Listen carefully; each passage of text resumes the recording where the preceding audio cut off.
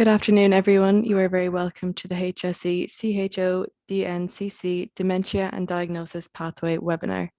The panel would be delighted to receive any questions you may have. Please use the Q&A feature located at the bottom of your PC or laptop screen. If you are using an iPad, you will find this feature located at the top of your screen. Without further ado, I will hand you over to your host, Karen Brennan, Health Promotion and Improvement Officer. Thank you. Thanks very much, Lauren, and hello everybody. You're very welcome. I'm a Health Promotion and Improvement Officer here in DNCC and delighted to welcome you to the third webinar in our series for October for staff health and wellbeing. Today we're going to be talking to a very good colleague of ours over in the Alzheimer Society who's going to talk to us about dementia diagnosis and pathways and journeys with Alzheimer's and dementia. And I'd like to welcome our speaker, Anna Dalton, who's an advisor with a dementia advisor, and who's going to talk to us about this very important topic, which I know is gaining a lot of interest at the moment. And we're going to be talking about some questions as well that came in from our audience in advance. So Anna's going to talk through questions and areas of interest that you might have around the area of dementia and Alzheimer's. We have a Q&A afterwards as well, and our hashtag throughout the month of October for our webinars is hashtag staff health DNCC. So if you're on Twitter, please use this hashtag, and I'll just hand you over now to our speaker for this afternoon, Anna. Thank you very much, Karen, for that introduction. I'm just going to make sure I can share my presentation.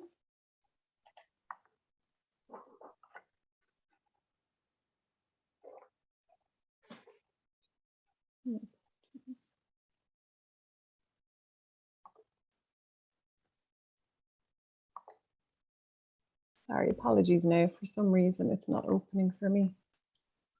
So if you just press the back arrow, Anna, in the top left-hand corner. Okay. And then slideshow up the top. So you have home, insert, draw, and your slideshow. It's just actually the bar across is covering it. So I'm just trying to get where the actual slideshow one is. You should be able to move that bar if it's in your way. Okay. Oh yeah, lovely.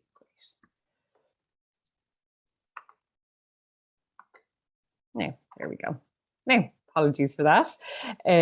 So thanks a million for having me today, and thanks for that introduction, Karen, and for inviting us to be part of Wellbeing Month. So myself and my colleague Joanne Brennan is also here. We're both dementia advisors covering the North Dublin area.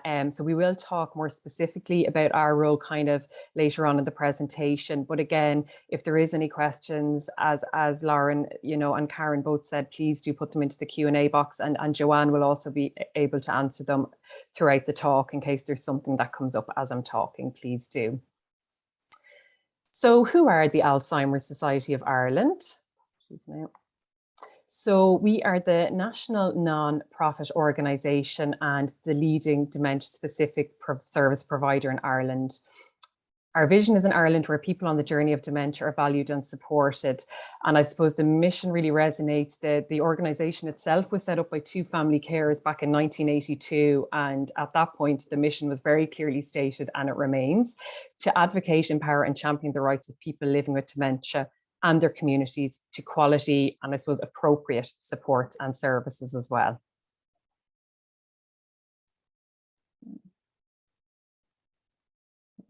Apologies.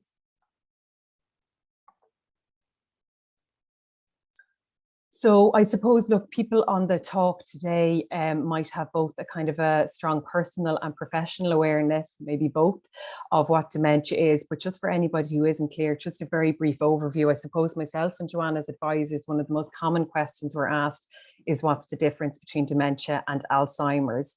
And I suppose what's really, really important to understand straight off is that dementia itself is actually the umbrella term. And underneath this very large umbrella, there's over 100 conditions. Alzheimer's is one. It's the most common one. It's the most well-known one. It's as a result of aging that it's most likely to develop for anybody. So it's really important to understand dementia itself is the umbrella term, and Alzheimer's itself is one of the over 100 conditions that fall underneath this. What it can impact is a person's quality of life. It can change their memory, thinking, communication, and ability to perform everyday tasks. Currently, as you'll see the statistics over to the side of the screen, there's 64,000 people living with a dementia diagnosis in Ireland. And I suppose it's really important to note that's the people we know about. So there's a lot of people living in the community that haven't maybe received a diagnosis, that maybe never will, or they're yet to be diagnosed. But as it stands statistically, there's over 64,000 people. And as you'll see below, this number, quite frighteningly, I suppose, is due to double in the next 25 years. And again, I suppose because the biggest risk to developing dementia is as we age. But I suppose maybe on a positive note as well, in terms of more people are being diagnosed now. So this is part of the idea that the number will double, because there's a much greater understanding and a much greater awareness of what dementia is. And I suppose that it can impact people under the age of 65 as well. So we're seeing a lot more people being diagnosed younger as well. So look, it is a frightening statistic on first look, but I think a lot of it is down to the general kind of awareness and understanding of the disease and how that's impacting people getting an earlier diagnosis as well. So every year there are an additional 11,000 new cases of dementia diagnosed in Ireland. And maybe just echoing again that it's not just a disease of the older person, about 1,000 of those cases will be people under the age of 65. So again, for thinking of probably who's online today watching this presentation, most people are probably under the age of 65. So again, it's really important to always kind of be very considerate of your cognitive health and if there is any change in that as time goes on. The biggest risk factors to developing a diagnosis of dementia, well, age, just to echo, it absolutely remains the biggest risk factor. Medical history, and again, particularly things like heart health, BP, cholesterol, blood sugars, and weight, really, really important to keep on track with these. And if there is any issues with any of these things, that they're regularly monitored by your GP. Lifestyle, so for example, diet, alcohol in moderation, exercising regularly, and cutting out smoking. Now, the next page, or the next part of the presentation, I talk about kind of ways to keep yourself well and your brain well. So these are kind of the risk factors, and how to counter them I'll look at in the next slide. Reduce social activity. So I suppose even again from myself and Joanne as dementia advisors, particularly during the first lockdown, with COVID, we would have received a lot of calls from concerned family members or people concerned about their own cognitive health, because I suppose people's social world just totally disappeared. It disintegrated. People had been maybe going to day clubs, social clubs, even just meeting friends, and even that natural kind of family connection. A lot of people lost that. And as a result, cognitive decline went hand in hand. So the lockdowns we really saw, and that reduced social activity and engagement really affected people's cognition and mental health as well, generally.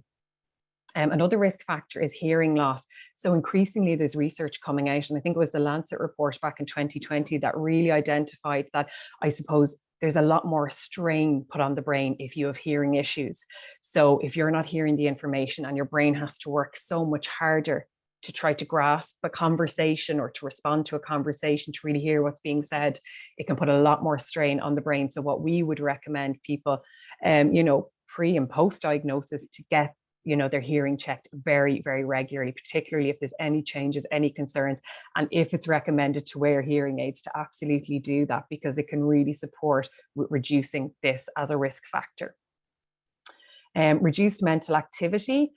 I suppose, again, this depends on what stage, in your life that you're at. But, I suppose a lot of people would say to us, and we would often get calls from people, post-retirement, that they notice change with their own cognitive health, or again, with other kind of, with their loved ones' cognitive health as well. And some people went from doing a 40-hour week, really engaging their brain in work and being very, very busy, and also often being in social environments with work as well, to I suppose, that to be kind of wiped out. And it's really important to replace that. Again, I'll look at that a bit more in the next slide. And genetics. So, there is familial Alzheimer's, and I suppose what we would often say to people is, look, if there is a big history of Alzheimer's or any form of dementia within the family, of course, it's important to be more resonant about that, And, you know, if need be to discuss it with GP, there is genetic testing available, but that's a very individual conversation. I mean, if there is a larger history of it within the family, there is definitely a stronger link to developing it yourself. It just depends. Okay, so ways to boost brain health. So again, you might have heard this a lot the month that it is about well-being. Being physically active is hugely important. So again, we recommend 3 days a week, a half an hour each of those days, you know, good physical exercise, walking, running, jogging, whatever it is that works for you. Again, you know, it's really, really important. I suppose it promotes circulation in the body, circulation for the brain. So really important. Taking care of your heart, again, happy heart, happy brain. A healthy diet, crucially important. So again, we'll often get asked questions around diet in terms of, you know, what are the best foods to eat? What are, you know, in terms of, I suppose, getting a good balance in your diet is really, really important. And certainly in terms of vitamins and nutrients. So, you know, a good level of vitamin E is really important. Omega-3 is really important. And that's the kind of stuff that can be found in like your oily fishes and, you know, so salmon and mackerel and things like that, high levels of omega-3. Vitamin E, as I said, you know, that would be very much in your kind of broccoli and carrots, and where I suppose there's a deficiency in them. And increasingly research is showing that, you know, particularly for people with Alzheimer's, if there's a lack of what's called carotenoids in the person's diet, that cognitive functioning is a lot lower. So it's really important to bear that in mind as well. Again, taking part in social activity, the more active you are, the better. And it was interesting, there's a memory cafe in North Dublin, which I'll talk a little bit more later on. But at last month's memory cafe, we had a lady with a diagnosis of dementia, and she was diagnosed about 2 years ago now. And she actually described herself as feeling better now than she did 2 years ago cognitively, interestingly, because prior to her diagnosis, she wasn't really keeping herself physically active. She wasn't very concerned about her diet, or, you know, or she wasn't making kind of concerted efforts to be very socially engaged or to challenge her brain. But as a result of the diagnosis, she started to take kind of a lot more interest in those areas. And as a result, now she's feeling much better for it.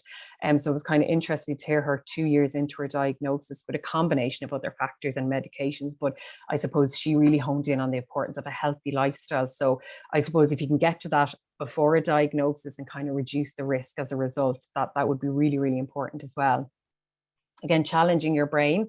And, you know, of course, we all get drawn to the things we're interested in and enjoy doing day to day. But what's really important, particularly as you get older, you want to build up your brain reserves.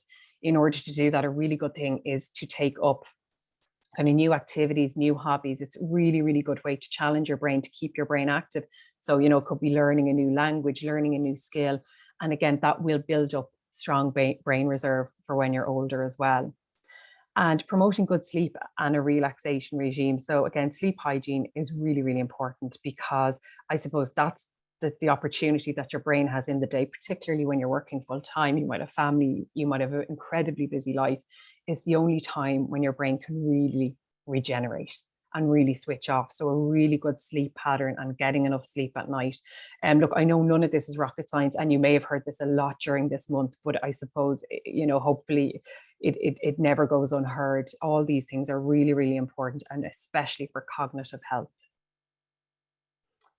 Right, so getting more specifically to dementia itself and what to do, I suppose, if there are concerns. As you see, there's 6 examples here of the early symptoms of dementia, but there are a lot more symptoms than this. And I suppose the one we're all probably drawn to is memory loss, and particularly short-term memory. So when we hear about dementia, hear about Alzheimer's, we often think of memory loss, but it's really important to note that that often isn't the first sign of a dementia, that there are a number of other things that can first change, including problems with language, difficulty managing money, loss of interest, changes in mood and behavior. And particularly we would see this a lot with people under the age of 65. It's often the behavioral changes, mood changes, and just kind of general lethargy and kind of apathy that can come into the mix before memory loss even becomes a factor. Usually memory loss will affect everyone at some point of their journey with dementia. but there can be other symptoms that present first. So it's really important to be aware of those symptoms. And even for ourselves in the Alzheimer Society, just to bear in mind, we do have a list of early signs and symptoms. And I will often advise people, if they're concerned about themselves or a family member, to get that list from us and kind of use it as almost a checklist to see, should I be concerned? Am I ticking a lot of things on this list? And is it something I should be worried about? So, that's very much available as well through ourselves. And look, if there is concerns, if some of these symptoms are presenting, what's the best thing to do? Initially, go to the GP and express those concerns, because even from the point of view, if it's not down to a possible diagnosis of dementia, it could be down to a whole host of other things. And it's as important to get it ruled out as it is to get it ruled in, because if it's causing you undue stress and anxiety, again, affecting sleeping patterns, affecting your diet, affecting your hydration, affecting, your engagement with friends and with family, it's really, really important to flesh those concerns out with the GP. And as I said, they're as likely to rule it out as to rule it in. So it's really important as a first port of call. Now, depending on the GP and what they feel based on your presentation on the day, and maybe with insight from the family as well, they will either rule it out or they will decide maybe to refer the person on to a consultant or a memory clinic for further assessment. And that's really important piece, because sometimes, the GP's assessment isn't really holistic. They might do a mini memory exam, and of course they look at some of the symptoms and factors that are presenting. But if there is any cause for concern, it really should be taken further. And that's where either a neurologist, if the person's under 65, or a geriatrician, if they're over 65, should get involved for kind of further screening and a much more holistic kind of assessment process as well.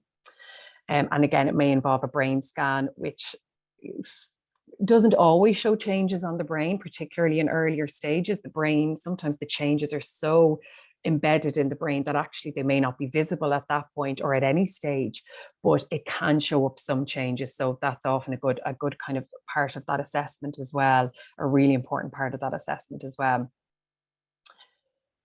So again, if the case is that a diagnosis is provided, I suppose the dementia pathway for the person with dementia and their families often looks like this kind of cracked footpath. And myself and Joanna are using this cracked footpath since we both kind of started in the role many years ago now. And I suppose it highlights the fragmented, care experience for a lot of people, because often post-diagnosis, what people find is, maybe unlike some other illnesses, often they're given a diagnosis, that diagnosis is delivered, and kind of they're sent away with that, and maybe told to come back in kind of 6 to 12 months for review. So there can be, I suppose, a great sense of hopelessness post-diagnosis, because there is no cure, because there's no, full treatment for dementia. People feel, well, here you go, this is it, this is your lot now, and off you go, and we'll kind of see how you've declined again in maybe 6 to 12 months. So people can often feel, post-diagnosis, that they're not getting that follow-up medical care and support that they might with some other illnesses. So I suppose, look, a part of our role is to kind of be there as a bit of a, I suppose, to kind of cement some of those cracks together, hopefully, and guide people and give them information that they might need post-diagnosis. So again, it can be so difficult to navigate and access the appropriate services at the appropriate time. So it's important to, to create a really clear pathway to empower the person with dementia and their family carers to make informed choices, which is, again, coming back to the importance of an early diagnosis, because if you're in the early stages, or a loved one's in the early stages of dementia, at that point, they should and can be really involved in their own kind of care planning, in their own kind of, organizing their money, their legal affairs. There can be a lot of things that they can really kind of voice their concerns about and have their input on.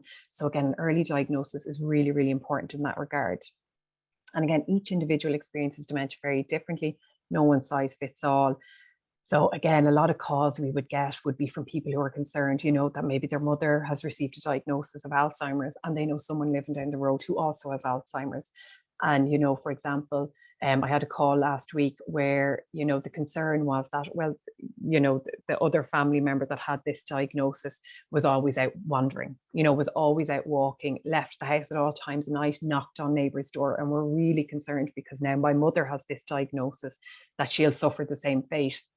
And this is where it's important that we provide families with clarity around this diagnosis, that actually, even though wandering and leaving the home can absolutely happen for a number of people with this diagnosis.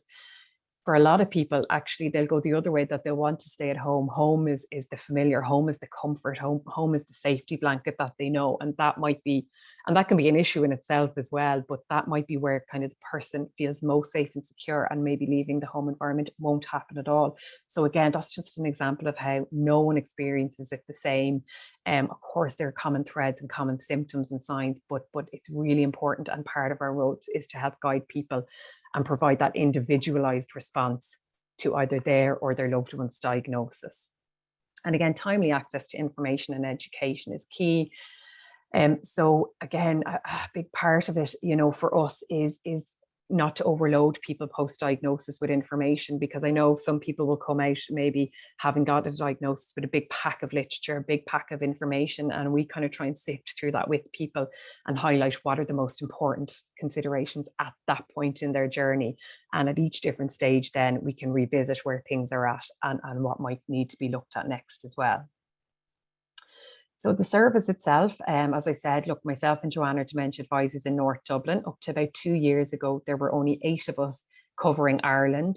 Thankfully now there's 30. So there is a dementia advisor for every county, every corner of Ireland.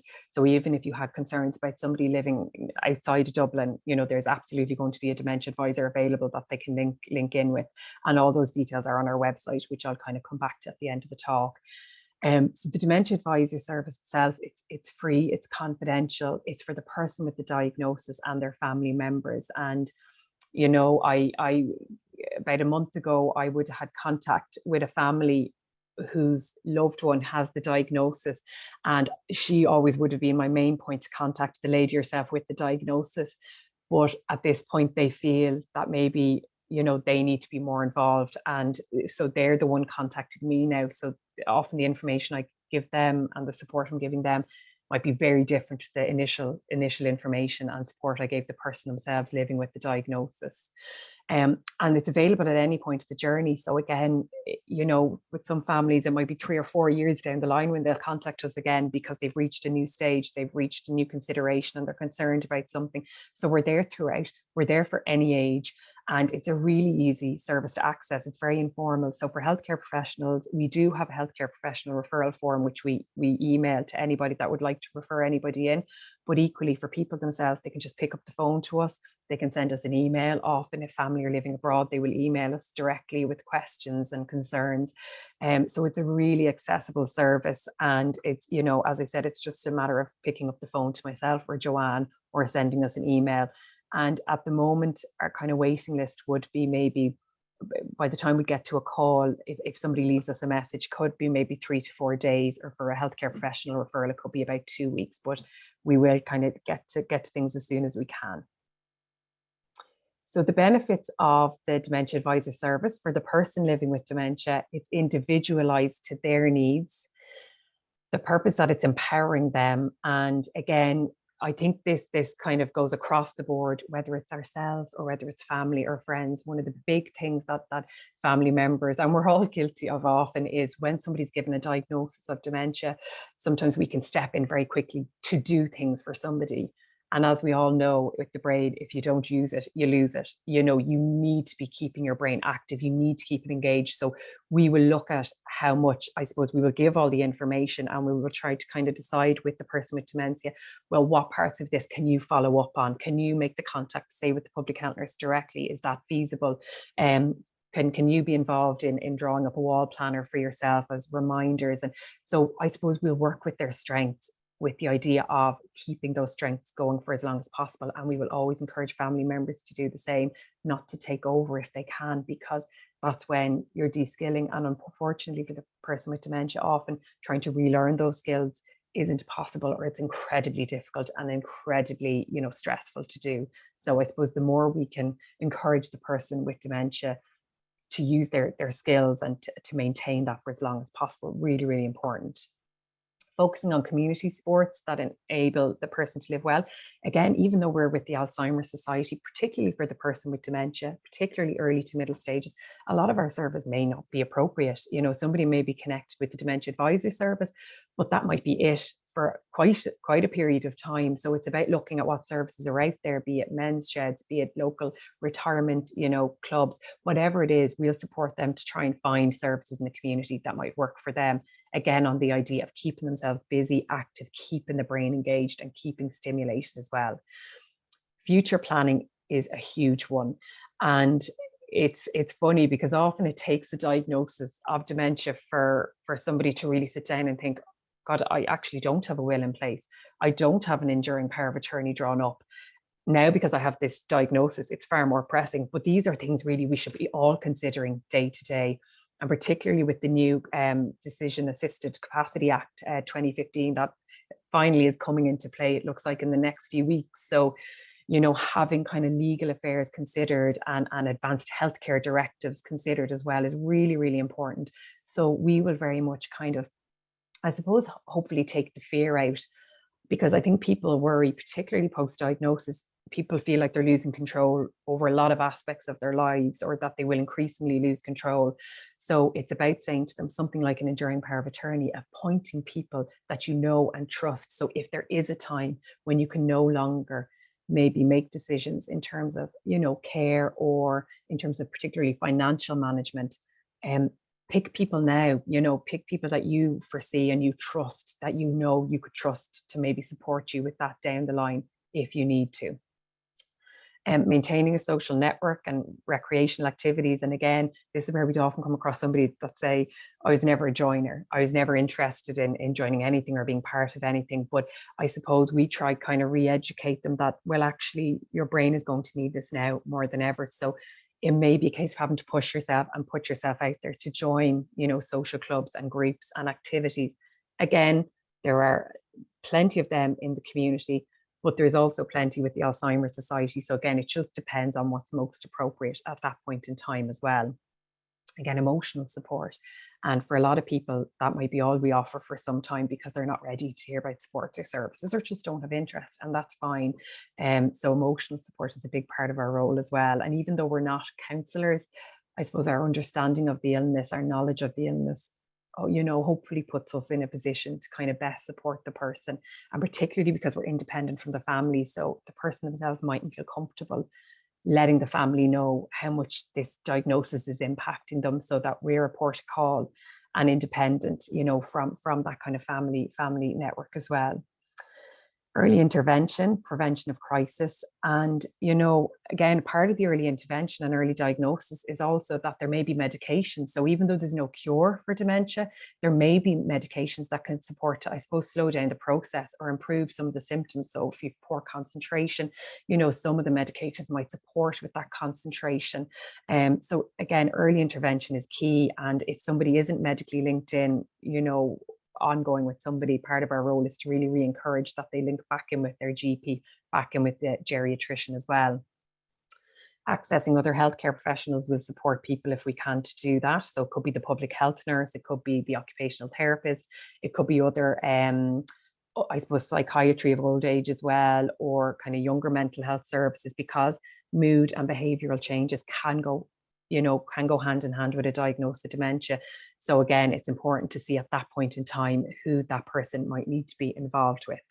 And I suppose we have time to offer that maybe other healthcare professionals don't, and it's all specific to the dementia diagnosis. So for the family member, again, this is a lot on repeat, so I won't go into it too much, but it is, again, timely information on all aspects of the dementia, of signs and symptoms, local supports and services. It's emotional support. Again, we're not counsellors, but with our understanding of the illness, we may be able to offer that emotional support, again, independently. We have the time to listen. We have tips and advice on assisting with sometimes, you know, very intimate personal care, which people really struggle to get their heads around, because again, suddenly providing personal care to a family member, be it a mother or father or a spouse, you know, it can be incredibly difficult where that's never happened before. And sometimes even in that case, it's about us looking at, well, maybe is it time now to start looking at independent care workers to deliver that support? And maybe is it a home care package that needs to be looked at that may be in the best position to offer that, and not always falling back on families, because for the person with dementia themselves, sometimes they don't want a son or a daughter supporting them with intimate personal care. They'd much rather a professional who's doing it, you know, all day, every day, and is kind of, you know, has a way about them, has a you know, learning and understanding of how to deliver that type of care as well. And again, advice on managing mood and behavior symptoms. And we would have seen that a lot again during COVID, maybe when services kind of such as daycare and all of the supports just dropped off the face of the planet. So managing mood and behavior symptoms was one we were asked a lot of questions about. And sometimes it is part of the dementia. And sometimes it's also important to note, is there other physical, you know, underlying physical health complaints that maybe the person themselves with the diagnosis isn't able to identify, because things like urinary tract infections or, you know, dehydration generally, poor nutrition, these things can all really affect a person with dementia's mood and behavior. And if they're looked at and they're monitored and managed, and in some cases antibiotics are used, that things like that might stabilize. So it's not always about the dementia. There could be underlying health, you know, issues that are happening that are really important to be, you know, observant on, and we would give advice around that as well. Again, navigating the very complex system post-diagnosis, where do we go? Who do we need to get involved? Again, hopefully a call to us will help support people to clarify that very, very quickly as well. We signpost people into other healthcare professionals and explain what their role is and why they can be so important at certain times of a dementia journey. Guidance on how to have difficult conversations, and this often comes up particularly people that are diagnosed under the age of 65, where there could be young kids or teenage kids involved, and we may get a call from the spouse, you know, how do I explain their father's diagnosis to them? How do I help them to understand this diagnosis and the changes they're seeing with their mother or their father? So those kind of questions, very difficult conversations to have. And, you know, it is an area we would definitely look at with families as well. Again, future planning, accessing financial support, so things like carers allowance and the carer grant, medical card where it's, you know, required discretionary medical card based on a diagnosis, and even things like driving as well, just in terms of, you know, that's a huge one that comes up time and time again. Family members contacting us concerned their loved one is still driving and they have this diagnosis, and it's about kind of, look, for a lot of people, because it's a long-term skill, they may be able to continue driving safely for a period of time, particularly maybe locally or during the day when there's good daylight. But again, there is a process to follow post-diagnosis around things like driving. And that's something we would kind of guide the person themselves, but generally it's often the family members we kind of go through that process with when there is a diagnosis. And again, signposting to counselling, training and care support groups. And this leads me into, I suppose, the support services that we offer. So I'll give a little kind of an overview on each of them. And again, at the end, if there's any questions, and just to say as well, our website, www.alzheimer.ie, if you go onto our website, you can actually click on support services in my county and specifically click wherever you're living. So in this case, likely Dublin, and you will get a list of services come up on the screen that you can access, and we'll give you the information about how you access them. So first port of call for a lot of people is our national helpline, which is open Monday to Saturday. And I suppose that's for those in more immediate, maybe more crisis kind of questions somebody might have. And very often the helpline will put calls toward us, the Dementia Advisor Service as well. We do have dementia-specific daycare in the community. So again, thinking of North Dublin specifically, we have 4 daycare centres in the North Dublin area. So it's again just dependent on where your loved one is living. And again, even if it's not something that would have ever been a consideration, if daycare was never their cup of tea, it's really important to consider post-diagnosis, because actually the brain absolutely requires more stimulation and more engagement. And yes, there's the medical model of dementia. There could be medications that support and slow down the process. But as time goes on, it's usually the social model of dementia that can become so much more, I suppose, relevant. And obviously, if a person with a diagnosis does attend something like daycare, it just means that the main family care also gets a little bit of break and reassurance that they're attending a service that understands their illness and will be able to manage whatever might come along with that. Daycare at home. So that's a really, really popular service in North Dublin from the point of view. So during COVID, when all the day centres shut down, the Alzheimer Society continued to offer some I suppose, daycare on a one-to-one basis in the person's home. So one of our home care workers or daycare workers would go in and do one block session a week with the person who had attended daycare, and it, usually was engaging in activities, whatever the person's interests are, and maybe reminiscence therapy. It just depended on the person at that time. But this service has branched out now, so it's still in existence, but it's also available to people who maybe daycare just isn't suitable for. The person doesn't want to for mobility issues. They maybe can't attend daycare. We do continue to offer that daycare at home service now in the community. And again, that involves a carer, as I said, going in one block visit a week to deliver kind of 3 to 4 hours of stimulation in the home. And obviously they do, personal care and whatever else is going on as well. They offer all other types of support that's required.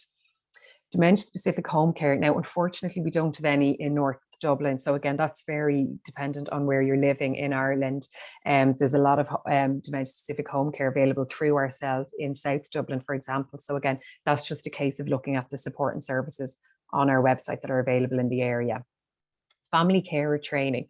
Hugely important service, again, post-diagnosis, because I suppose, again, trying to wrap your head around this diagnosis and what it means.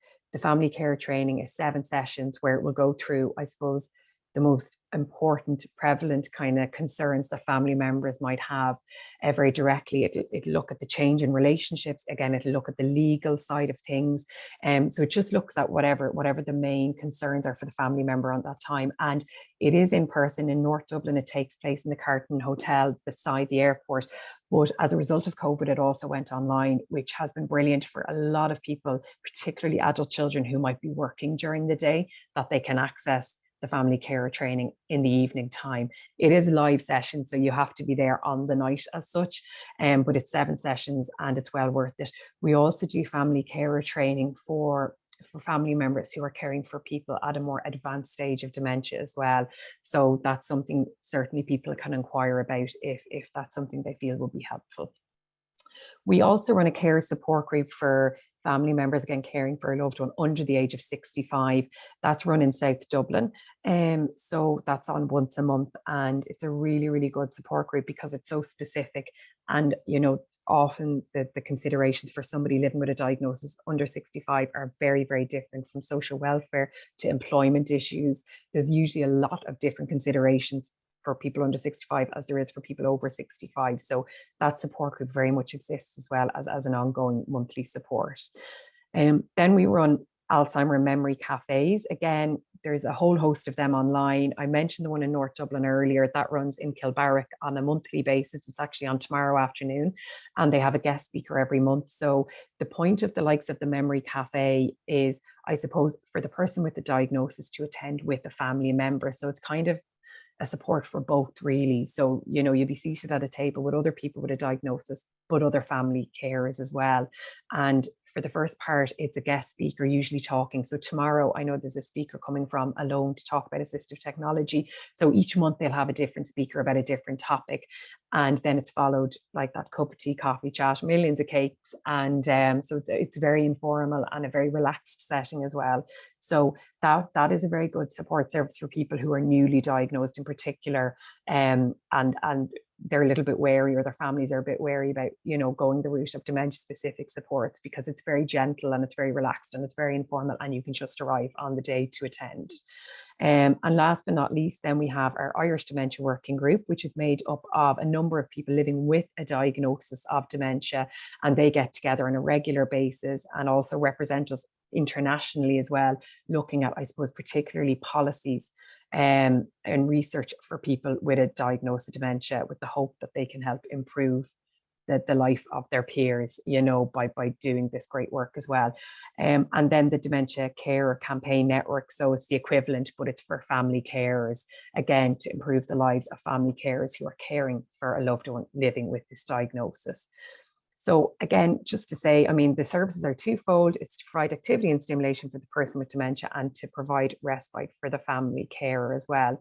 So that's the services in a nutshell. But again, I suppose it's just to say, myself and Joanne are very much available either by phone or by email. There's our contact details. So if anyone does want to reach out to us, we're absolutely open to questions now. Please fire ahead.